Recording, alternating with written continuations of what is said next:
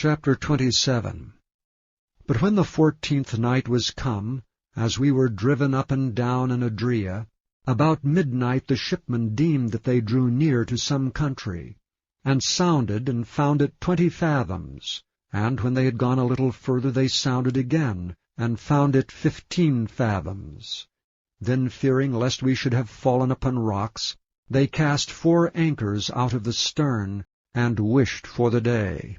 And as the shipmen were about to flee out of the ship, when they had let down the boat into the sea, under colour as though they would have cast anchors out of the foreship, Paul said to the centurion and to the soldiers, Except these abide in the ship, ye cannot be saved.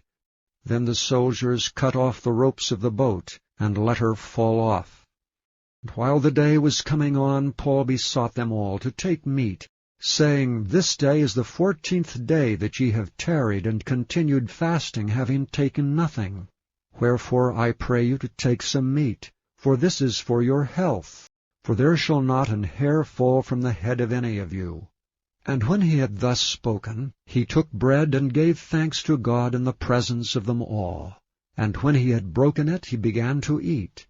Then were they all of good cheer, and they also took some meat.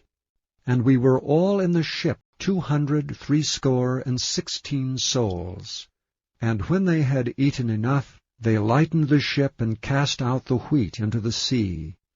And when it was day, they knew not the land, but they discovered a certain creek with a shore, into the which they were minded, if it were possible, to thrust in the ship. And when they had taken up the anchors, they committed themselves unto the sea, and loosed the rudder bands, and hoisted up the mainsail to the wind, and made toward shore. And falling into a place where 2 seas met, they ran the ship aground, and the forepart stuck fast and remained unmovable, but the hinder part was broken with the violence of the waves. And the soldiers' counsel was to kill the prisoners, lest any of them should swim out and escape. But the centurion, willing to save Paul, kept them from their purpose, and commanded that they which could swim should cast themselves first into the sea, and get to land.